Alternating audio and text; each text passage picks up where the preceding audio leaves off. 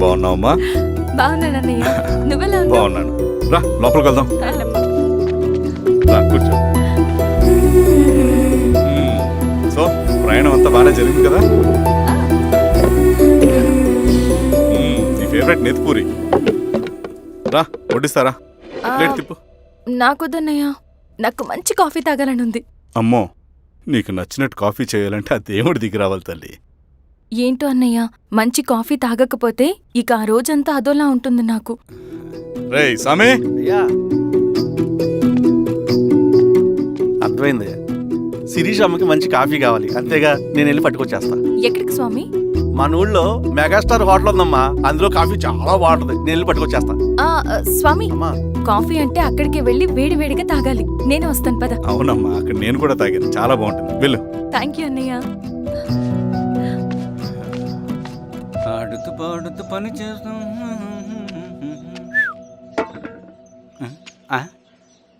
ఏంది మీ పిల్లగాడికా? అవును.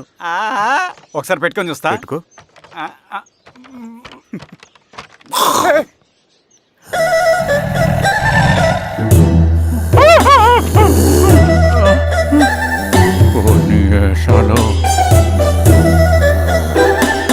ఇన్ని బట్టలు ఉంటే చూడండి, బట్టలు లేకుండా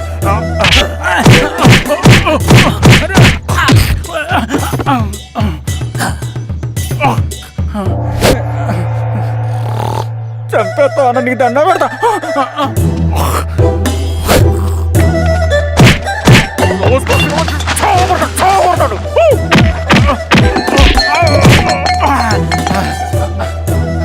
నేనన్నా బొట్టుని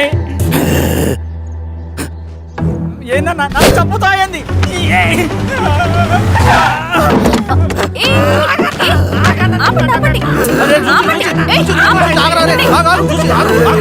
రాత్రి దొంగ సినిమా చూసాడమ్మా, పొద్దున్న నేను పొలాలు కొంచెం చంపేస్తాడమ్మా.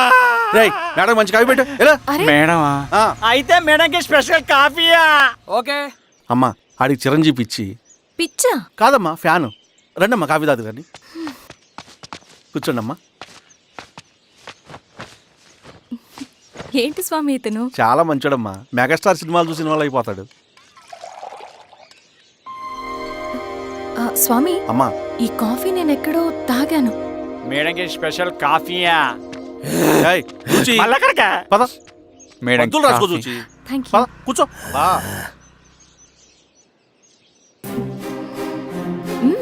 కాఫీ బాగుంది. ఎవరు చేశారు? మా రవణ పెట్టాడమ్మా. రవి? ఎవరు రమ్మన? రవణ మేడం పిలుస్తున్నారు.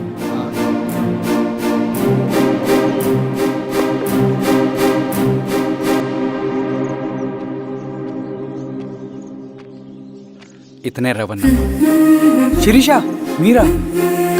రవి, నువ్వేంటి ఇక్కడ? కాఫీ బాగుందా? చాలా. అది కాదు రవి, నువ్వు ఇక్కడ? ఈ హోటల్ మనోల్దే. మన ఫ్రెండ్స్ అందరు బాగున్నారా? చాలా బాగున్నారు. అవును, మీరేంటి? ఏమైంది అన్నా అన్నా, ఏమైందన్నా? అన్నా, లే అన్నా. స్వామి త్వరగా కారుతా. జాగ్రత్త అన్నా, త్వరగా పట్టిది అన్నా. అన్నా త్వరగా పోనీ.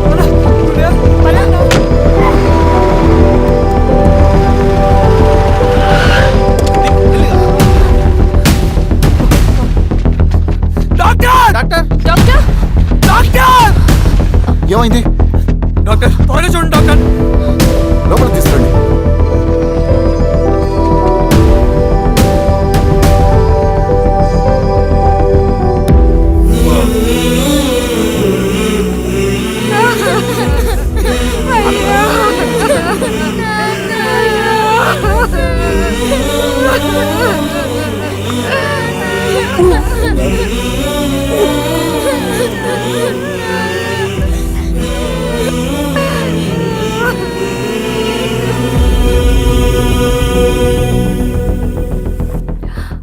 ఎలా ఉంది డాక్టర్?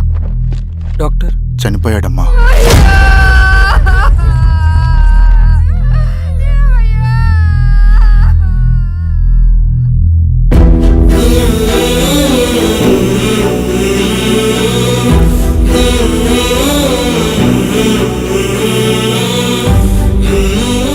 పేపర్స్ ఏంటి రవి? అతని భూమికి సంబంధించిన పేపర్స్. 1 సంవత్సరం నుంచి ఈ పేపర్స్ పట్టుకుని ప్రతిరోజు ఎంఆర్ ఆఫీస్ చుట్టూ తిరిగేవాడు. భూమిని తాకట్టు పెట్టి అప్పు తీసుకున్న పాపానికి టైంకి వడ్డీ కట్టలేదని అప్పిచ్చిన ఆ దొర ఎంఆర్ఓ ఆఫీస్లో లంచం ఇచ్చి భూమిని తన పేరు మీద రాయించుకున్నాడు. ఈ ఎంఆర్ఓ ఆఫీస్లో ఎవరు నిజాయితీగా పనిచేయట్లేదండి. చెట్టు కట్టి నరకాలు ఒక్కొక్కడిని. నరికేడవేంటి రవి? నువ్వు కాగితం మీద ఒక బొమ్మ గీస్తావు, ఒక చోట సరిగ్గా రాదు, ఏం చేస్తావు? ఎరేజర్తో సరిచేస్తావా, లేకుంటే ఆ పేపర్ని చింపేస్తావా? మరి మనుషుల విషయంలో ఎందుకు రాదు ఆ ఆలోచన? తప్పు చేసిన ప్రతి ఒక్కరిని నరుక్కుంటూ పోతే చివరికి మిగిలేది మనుషులు కాదు, శవాలు.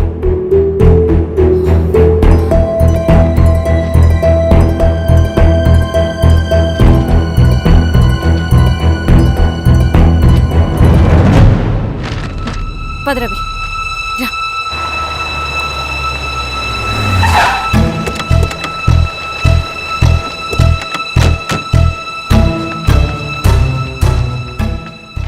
పానుకోటి నర్సయ్య ల్యాండ్ ఎవరు చూస్తున్నారు? మీరెవరు? ఇదిగోండి అప్లికేషన్. ఇది డిస్ప్యూట్ ల్యాండ్, ఎవడేం చేయలేడు. నీ నిర్లక్ష్యం, నీ లెక్కలేనితనం వల్ల ఒక నిండు ప్రాణం పోయింది. ఒక కుటుంబమే రోడ్డు మీద పడింది తెలుసా? ఏంటో మా గొడవ?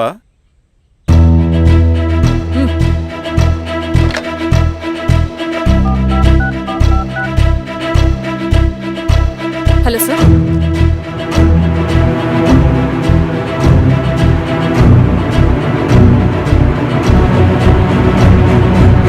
Okay sir. You are dismissed. Peon, నేను ఒక పేపర్ ఇస్తాను, అది కలెక్టర్ గారికి ఫ్యాక్స్ చేయి. అలాగే మేడం. ఎవరమ్మా మీరు? ఈ ఊరికి కొత్తగా వచ్చిన ఎంఆర్ఓ.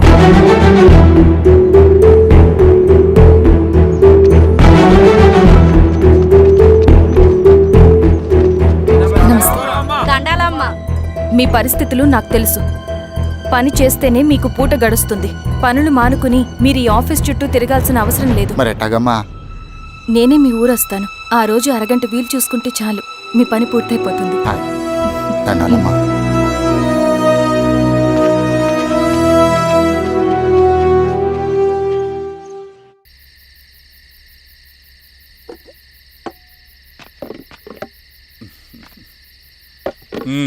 ఎంఆర్ఓ గారు, ఏంటి ఛార్జ్ తీసుకున్న మొదటి రోజే ఆఫీస్లో మీ పవర్ చూపించారట? అన్నయ్య, నువ్వు సస్పెండ్ చేసిన వ్యక్తి నా దగ్గరికి వచ్చాడమ్మా. పాపం కన్నీళ్లు పెట్టుకున్నాడు. అతడి వల్ల నష్టపోయిన ఒక వ్యక్తి నా కళ్ళ ముందు చనిపోయాడన్నయ్య. కన్నీళ్లు ఎన్నిసార్లు తుడుచుకున్నా పోతాయి, కానీ వీళ్ల నిర్లక్ష్యంతో పేదవాళ్ల ప్రాణాలే పోతున్నాయి. అన్నయ్య, మనూరి సమస్య పేదరికం కాదు, నక్సలిజం. నాలాంటి ప్రభుత్వ ఉద్యోగులు వాళ్ళ డ్యూటీలు సక్రమంగా చేయకపోవడం వల్ల విసిగిపోయిన జనం అడవిలో వాళ్ల హెల్ప్ తీసుకుంటున్నారు. ఒక వ్యవస్థ ఇక్కడ సరిగ్గా పనిచేయనందుకే మరో వ్యవస్థ అక్కడ పుట్టింది. అందుకే నా పన్నం చేయనివ్వండి. స్నానం చేసిరండి, భోజనం చేద్దాం.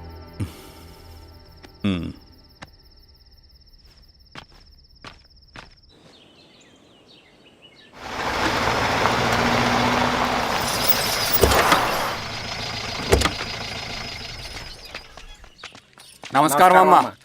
నమస్తే. ఇలా రండి. మీ ఊరు నుంచి కొందరు ఎంఆర్ఓ ఆఫీస్లో అప్లికేషన్స్ ఇచ్చారు. తను వాళ్ళ పేర్లు చెప్తారు, వాళ్ళని పిలవండి. అలాగే మేడం. వెళ్ళండి. Madam, coffee. నువ్వెప్పుడు వచ్చావు రవి? మీరు గంటకోసారి కాఫీ కావాలంటారు కదా, మాటి మాటికి వెళ్ళి రావడం ఎందుకని వచ్చేసా.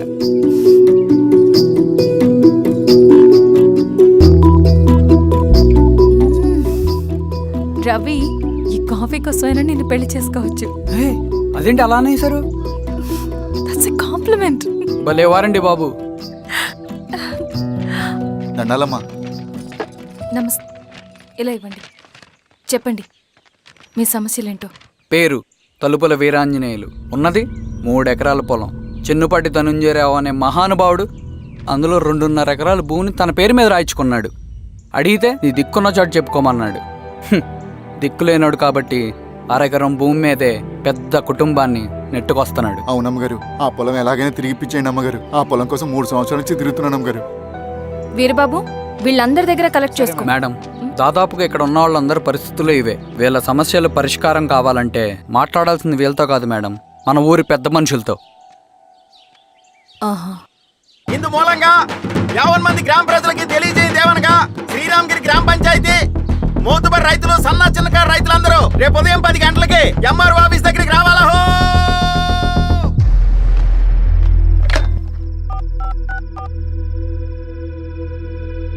హలో, ఎవరు?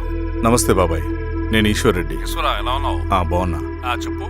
బాబాయ్, శిరీష్ ఎంఆర్ ఆఫీస్లో భూ సమస్యల గురించి రేపు మీటింగ్ ఏర్పాటు చేసింది. ఈ విషయం మన వాళ్ళంతా ఎలా తీసుకుంటారో అర్థం కావట్లేదు. అందుకనే మీకు ఫోన్ చేశాను. శిరీష్ చెప్పింది చేయండి, అదే మనకి కలిసి వస్తుంది. సరే బాబాయ్, ఉంటాను.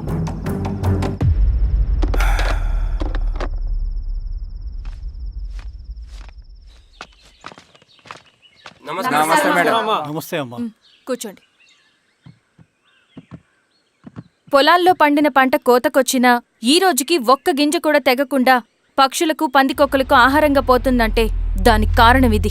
ఈ ఊరికి పట్టిన దౌర్భాగ్యం మీరు చేసిన అక్రమాల చిట్టా. కడుపు మంటతో ఉన్నవాళ్లు మీరు చెప్పిన కూలీకొచ్చి ఎందుకు పనిచేస్తారు? దౌర్జన్యాలు చేసి దిక్కున్న చోట చెప్పుకోమన్నారు. ఇప్పుడు అడవే వాళ్ళకి దిక్కైంది. అది ఎవరి తప్పు? మొత్తం 100 ఎకరాల పైచిలుకు భూమి వాళ్ల దగ్గర దౌర్జన్యంగా లాక్కుని ఇన్ని సంవత్సరాలుగా మీరు అనుభవిస్తూ ఉన్నది.